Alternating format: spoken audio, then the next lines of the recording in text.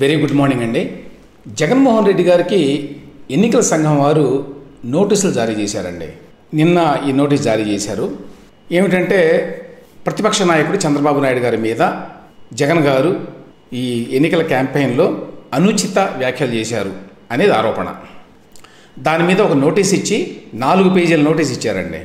ఆ నోటీసులో ఏమేమి తిట్టారు, ఏ రకమైన అనుచిత వ్యాఖ్యలు చేశారు చంద్రబాబు నాయుడు గారి మీద అనేవన్నీ కూడా వివరించి, ఇవన్నీ కూడా మోడల్ కోడ్ ఆఫ్ కాండక్ట్ని ఉల్లంఘించటమే, అందువల్ల దీని మీద మీరు 48 గంటల్లోగా మీ రెస్పాన్స్ ఇవ్వాలి అని చెప్పి ఒక నోటీస్ ఇచ్చారు.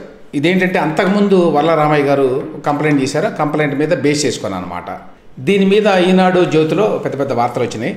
వైసీపీకి షాక్, జగన్కి షాక్, ఇట్లాంటి హెడ్లైన్స్తో వస్తాయి ఈ వార్తలు. అయితే గతంలో అంటే ఒక 2-3 రోజుల క్రితం చంద్రబాబు నాయుడు గారికి కూడా వచ్చినాయండి ఈసీ నుంచి. అది వైసీపీ కార్యదర్శి లేళ్ల అప్పిరెడ్డి చేసిన ఫిర్యాదు మీద ఎన్నికల సంఘం వారు చంద్రబాబు నాయుడు గారికి ఓ నోటీస్ ఇచ్చారు. ఆయన కూడా జగన్మోహన్ రెడ్డి గారిని తిట్టాడు అని చెప్పి.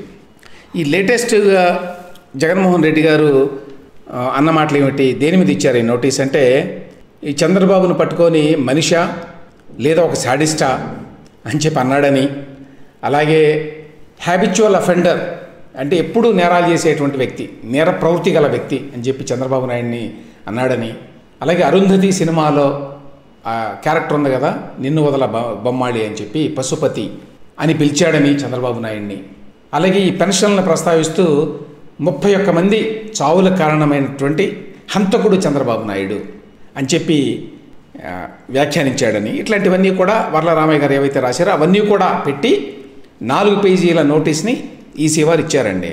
గమ్మత్ ఏమిటంటే నిన్ననే కదా ఇచ్చారు ఈసీ వారి నోటీసు. నిన్న మళ్ళీ జగన్మోహన్ రెడ్డి గారు ఆయన మేమంతా సిద్ధం సభలో ఇంతకంటే ఇంకా ఎక్కువ తిట్టాడు చంద్రబాబు నాయుడు గారిని. తిడుతూనే ఉన్నారు. ఈ నోటీసులు వ్యవహారం నడుస్తూనే ఉంది. మరో పక్కన అందరూ ఒకళ్ళ మీద ఒకళ్ళు మరి తిట్టుకోవడాలు ఇవన్నీ జరుగుతూనే ఉన్నాయి. ఇష్టారాజ్యంగా మాట్లాడడం ఇవన్నీ కూడా.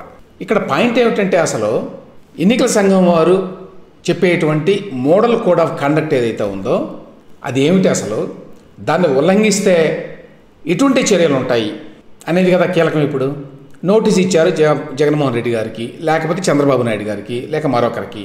అయినా కూడా మళ్ళీ అదే మాటలు మాట్లాడారు, అంతకంటే ఎక్కువ మాట్లాడారు, ఇంకా బూతులు కూడా మాట్లాడారు. అయితే ఏమవుతుంది అనేది ఒక పెద్ద క్వశ్చన్ అండి. విషయం ఏంటంటే అసలు ఈ మోడల్ కోడ్ ఆఫ్ కండక్ట్ అనేది ఏమిటి అంటే, ఇది వచ్చి ఒక 3-4 దశాబ్దాలు పైన అయిందండి. దీన్ని ఎప్పటికప్పుడు మారుస్తూ వచ్చారు దీన్ని. సో ఇప్పుడు ఉన్నటువంటి మోడల్ కోడ్ ఆఫ్ కండక్ట్ ఇందులో చాలా వాళ్ళు పొందుపరిచారు. ఇవన్నీ కూడా ఎన్నికల్లో పోటీ చేసేటువంటి క్యాండిడేట్స్ కానీ లేకపోతే పొలిటికల్ పార్టీస్ కానీ చేయకూడదు, ఏమేమి చేయకూడదు అనేటువంటి లిస్ట్ అనమాట మోడల్ కోడ్ ఆఫ్ కండక్ట్. ఇది క్యాండిడేట్స్కి వర్తిస్తుంది, పొలిటికల్ పార్టీస్కి వర్తిస్తుంది, రాష్ట్ర ప్రభుత్వాలకు వర్తిస్తుంది, సెంట్రల్ గవర్నమెంట్ కూడా వర్తిస్తుంది. వాళ్ళందరి మీద నిఘా అన్నమాట. ఈ మోడల్ కోడ్ ఆఫ్ కండక్ట్ని మీరు ఉల్లంఘించకూడదు అని వాళ్ళు కొన్ని లిస్ట్ అవుట్ చేశారు. నా పాయింట్ ఏమిటంటే, ఈ మోడల్ కోడ్ ఆఫ్ కండక్ట్ని ఉల్లంఘించారనుకోండి, క్యాండిడేట్లు కావచ్చు, పొలిటికల్ పార్టీస్ కావచ్చు, కనీసం రాష్ట్ర ప్రభుత్వమో లేకపోతే కేంద్ర ప్రభుత్వమో కనుక ఉల్లంఘిస్తే ఎవరైతే అంటే ఏ అధికారి అయితే బాధ్యుడో అతని మీద చర్యలు తీసుకునేటువంటి అధికారం ఇక్కడ ఎన్నికల కమిషన్కి ఉంది. బట్ వేరేస్ ఒక క్యాండిడేట్ ఉల్లంఘించాడు, ఒక పొలిటికల్ పార్టీ ఉల్లంఘించింది. ఇప్పుడు జగన్మోహన్ రెడ్డి గారు మాట్లాడుతున్నాడు ఏది పడితే అది, 31 మందిని చంపిన హంతకుడు చంద్రబాబు నాయుడు అని. అప్పుడు ఏమవుతుంది? విచిత్రం ఏంటంటే మోడల్ కోడ్ ఆఫ్ కండక్ట్ అనేది ఎన్ఫోర్సిబుల్ కాదండి. అంటే దానికి ప్యూనిటివ్ మెజర్స్ ఏమీ లేవు.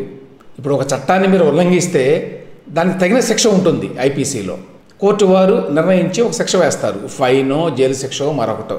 కానీ మోడల్ కోడ్ ఆఫ్ కాండక్ట్ని కనుక ఉల్లంఘిస్తే మరి క్యాండిడేట్ని ఏమన్నా అనర్హుడిగా ప్రకటిస్తారా, పోటీ చేయకుండా నిరోధిస్తారా, లేదా పొలిటికల్ పార్టీ యొక్క రికగ్నిషన్ ఏమైనా తొలగిస్తారా? అవి ఏమీ జరగలేదు. ఇంతవరకు భారతదేశ చరిత్రలో మోడల్ కోడ్ ఆఫ్ కాండక్ట్ని ఉల్లంఘించారని చెప్పి ఒక క్యాండిడేట్ని అనర్హుడిగా ప్రకటించడం కానీ, ఒక పొలిటికల్ పార్టీని డీరికగ్నైజ్ చేయటం కానీ జరగలేదండి. ఈ మోడల్ కోడ్ ఆఫ్ కాండక్ట్ని ఎట్లా ఇప్పుడు అమలు చేస్తున్నారంటే, ఎన్నికల సంఘం వారు పబ్లిష్ చేస్తున్నారు ఎన్నికల ముందు, ఇది మోడల్ కోడ్ ఆఫ్ కండక్ట్, దీని ప్రకారం మీరు ఎవరో కూడా ఉల్లంఘించకూడదు, అవతల వాళ్ళని తిట్టకూడదు, ప్రార్థనా స్థలాల్లో ప్రచారం చేయకూడదు, వైలెన్స్కి తెగబడకూడదు, డబ్బులు ఇవ్వకూడదు, లంచం ఆఫర్ చేయకూడదు ఓటర్లకి, ఇట్లా చాలా ఉంటాయి అందులో. ఇది ఎవరైనా ప్రతిపక్షాలు వేరే వ్యక్తి ప్రత్యర్థి ఫిర్యాదు చేస్తాడు, అవతల వ్యక్తి, అవతల క్యాండిడేటు లేక అవతల పొలిటికల్ పార్టీ ఉల్లంఘించింది అని. అప్పుడు ఎన్నికల సంఘం వారు ఏం చేస్తున్నారు, దాని మీద బేస్ చేసుకొని ఒక షోకాజ్ నోటీస్ ఇస్తున్నారు. ఇప్పుడు జగన్మోహన్ రెడ్డి గారికి ఇచ్చినట్టు, లేక కొద్ది రోజుల కిందట చంద్రబాబు నాయుడు గారికి ఇచ్చినట్టు. ఇచ్చిన తర్వాత కూడా ఏదో ఒక ఎక్స్ప్లెనేషన్ ఇస్తారు, ఒక లెటర్ రాసేస్తారు, ఆ తర్వాత మళ్ళీ ఉల్లంఘిస్తారు. ఎందుకంటే ఇంతకుముందు చెప్పినట్టు ఇది ఎన్ఫోర్సిబుల్ కాదు, వీటికి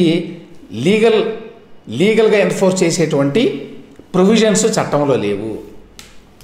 కాన్స్టిట్యూషన్లో ఆర్టికల్ 324 కింద ఎన్నికల సంఘానికి కొన్ని అధికారాలు ఇచ్చారండి.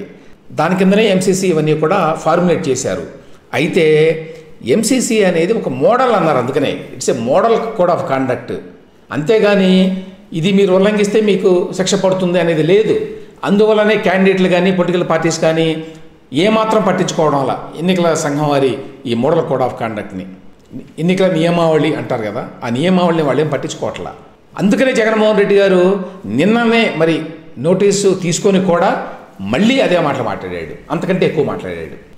దీని వెనక చరిత్ర ఏమిటంటే, ఎందుకు లేదు ఎంసీసీకి ఈ మోడల్ కోడ్ ఆఫ్ కాండక్ట్కి లీగల్ ఎన్ఫోర్సబిలిటీ ఎందుకు లేదు అంటే, ఆ రకంగా ఇవ్వాలా లేదా అనేది 2013 ఒకసారి చర్చ జరిగిందండి పార్లమెంట్లో. ఎన్నికల సంఘం వారికి అధికారాలు ఇవ్వాలి, సో దట్ ఒక అభ్యర్థి ఈ మోడల్ కోడ్ ఆఫ్ కాండక్ట్ని వైలేట్ చేస్తే అతన్ని అనర్హుడిగా ప్రకటించాలి, డిస్క్వాలిఫై చేయాలి పోటీ చేయకుండా. లేక పొలిటికల్ పార్టీ కనుక పదే పదే ఈ వైలేషన్స్కి పాల్పడితే వాళ్ళని ఎన్నికల్లో పోటీ చేయకుండా చేయాలి, డిబార్ చేయాలి ఫర్ ఎగ్జాంపుల్. ఇట్లాంటి ప్రతిపాదనలు కొన్ని వచ్చినాయి. అయితే ఎన్నికల సంఘం వారే మాకు వద్దు ఇవన్నీ అన్నారు. ఇందులో ఉన్న సమస్య ఏమిటంటే, ఒకవేళ ఎన్నికల సంఘం వారికి ఇచ్చారనుకోండి అధికారాలన్నీ, ఆ వెంటనే అది కోర్టు పరిధిలో కూడా వెళ్తుంది. అంటే ఇప్పుడు జగన్మోహన్ రెడ్డి గారు ఇదిగో ఈ విధంగా మాట్లాడాడు, 31 మంది చావుకి చంద్రబాబు నాయుడు గారే కారణం అన్నాడు, దానికి ఎటువంటి ప్రాతిపదిక లేదు, దానివల్ల చంద్రబాబు నాయుడు గారు ప్రతిష్టకి భంగం కలిగింది అని చెప్పి ఎన్నికల సంఘం వారు ఒక నిర్ణయం తీసుకున్నారు అనుకోండి జగన్మోహన్ రెడ్డి గారి మీద, ఏదో ఒక నిర్ణయం, డిస్క్వాలిఫై చేస్తున్నాం ఆయన్ని పోటీ చేయకుండా 2 సంవత్సరాల పాటు ఈ ఎన్నికల్లో, ఇట్లాంటివి ఏదైనా చేస్తే ఆ వెంటనే ఆయన కోర్టుకు వెళ్ళే అవకాశం ఉంటుంది. కోర్టుకు వెళితే సమస్య ఏమవుతుందంటే, ఈ ఎన్నికల ప్రక్రియ మరి ఆగిపోవడానికి వీల్లేదు కదా. ఈ ఎన్నికల ప్రక్రియ ఎంతకాలం కొనసాగాలి, ఆ కేసులు నడిచేంతకాలం కొనసాగాల, కొన్ని వందల వేల కేసులు దేశం అంతా వస్తాయి కదా. వచ్చినప్పుడు ఈ ఎన్నికల ప్రక్రియని ఆ టైం ఫ్రేమ్లో ఏ విధంగా వాళ్ళు నిర్వహించగలరు ఎన్నికల కమిషన్ వాళ్ళు. అందువల్ల ఎన్నికల కమిషన్ వాళ్ళు మాకు వద్దు ఈ పవర్స్ అన్నారు. అది ఒక పెద్ద సమస్య. అయితే మోడల్ కోడ్ ఆఫ్ కాండక్ట్లో ఉన్నటువంటి కొన్ని అంశాలు ఐపీసీలో కూడా ఉన్నాయండి. ఐపీసీ కింద అవి శిక్షార్హం, శిక్షించవచ్చు. ఫర్ ఎగ్జాంపుల్, ప్రార్థనా స్థలాల్లో మీరు ఎన్నికల ప్రచారం చేయకూడదు, లేక మతాన్ని కానీ కులాన్ని కానీ అడ్డు పెట్టుకొని ఎన్నికల్లో ప్రచారం చేయకూడదు అనేది ఉన్నది, చట్టంలో ఉంది. అది మోడల్ కోడ్ ఆఫ్ కండక్ట్లో కూడా ఉన్నది. అది జరిగినప్పుడు దాని మీద ఎవరైనా కోర్టుకు వెళితే, ఇంతకుముందు వెళ్ళారు గతంలో చాలామంది, వెళితే వాళ్ళని డిస్క్వాలిఫై చేసినటువంటి మరి ఇన్స్టెన్సెస్ కూడా ఉన్నాయి. అది కోర్టు వారు నిర్ణయిస్తారు, హైకోర్టులోనే ఎక్కడో నిర్ణయిస్తారు. ఎన్నికల సంఘం నిర్ణయించలేదు. అది ఎన్నికల సంఘం ఎవరిని రికగ్నైజ్ చేసేటువంటి అధికారం వాళ్ళకి లేదు ప్రస్తుతానికి. వాళ్ళకు ఉన్నది ఏంటంటే, రికగ్నైజ్ చేయడం ఎప్పుడు చేస్తున్నారంటే, ఈ మన పొలిటికల్ పార్టీస్ వాళ్ళు ఎవ్రీ ఇయర్ వాళ్ళ యొక్క జమా ఖర్చులు అంటారు కదా, అవన్నీ కూడా సబ్మిట్ చేయాలండి ఎన్నికల కమిషన్కి. ఎంత డబ్బు వచ్చింది డొనేషన్ల రూపంలో, ఎంత ఖర్చు పెట్టాము, ఇట్లాంటివి ఇవ్వాలి.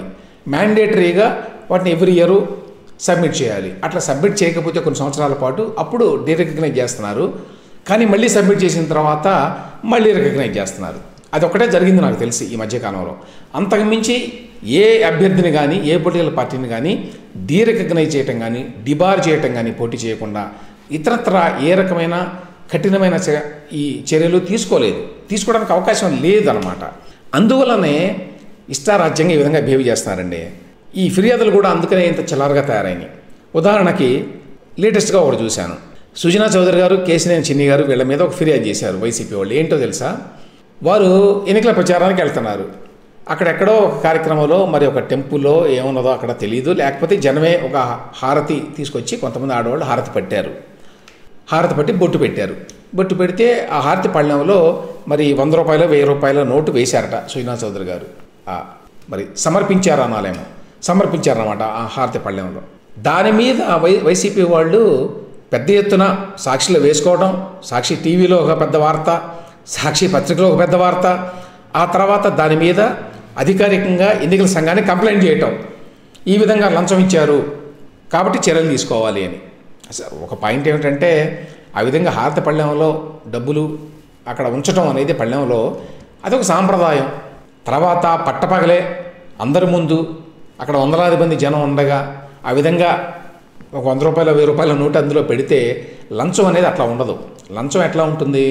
అర్ధరాత్రి పూట వేగుంజావున డబ్బులు కట్టలు తీసుకెళ్ళి ఇంటింటికి దొంగచాటుగా ఇవ్వడం, అంతేకాని పబ్లిక్గా చేసేదాన్ని అది లంచం కాదు. అంటే ఇటువంటి చిల్లర ఆరోపణలు చేస్తారన్నమాట.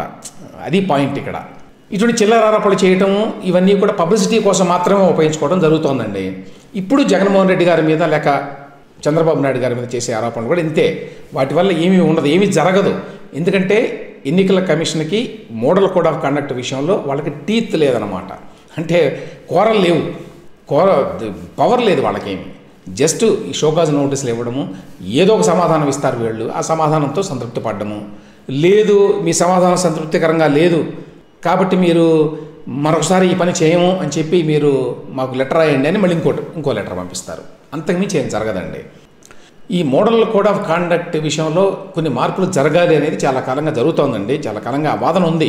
లేకపోతే పేరుకి మోడల్ కోడ్ ఆఫ్ కాండక్ట్ ఉంటుంది, అధికారుల విషయంలో కొంతవరకు యాక్ట్ చేయగలుగుతున్నారు, ఎందుకంటే వాళ్ళు ప్రభుత్వంలో ఉంటారు కాబట్టి. కానీ బయట క్యాండిడేట్స్ కానివ్వండి, పొలిటికల్ పార్టీస్ కానివ్వండి, ఇష్టారాజ్యంగా మాట్లాడుతుంటే దాన్ని అదుపు చేయడం కష్టం అవుతోంది. ప్రతి ఎన్నిక కూడా ఇది పెరుగుతుంది, మీరు గమనించవచ్చు. ప్రత్యర్థుల మీద రీతిగా అడ్డగోలుగా ఎటువంటి ప్రాతిపదిక లేకుండా ఆరోపణలు చేసేయటం, అభాండాలు వేసేయడం అనేది, దాన్ని నిరోధించడానికి కఠినమైనటువంటి చట్టాలు ఉండాలి.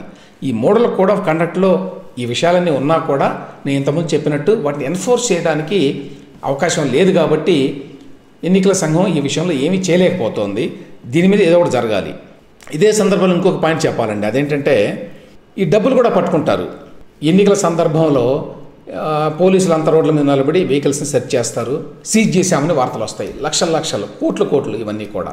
ఇందులో కూడా గమ్మత్తు ఉందండి. అదేంటంటే, ఒక స్టడీ ప్రకారం మొన్న తెలంగాణలో జరిగినాయి కదా ఎన్నికలు, ఆ ఎన్నికల్లో లాస్ట్ డిసెంబర్లో జరిగిన ఎన్నికల్లో పట్టుకున్నటువంటి కోట్లాది రూపాయలు ఏవైతే ఉన్నాయో, వందలాది కోట్లు, అందులో 90% మళ్ళీ రిటర్న్ ఇచ్చారు.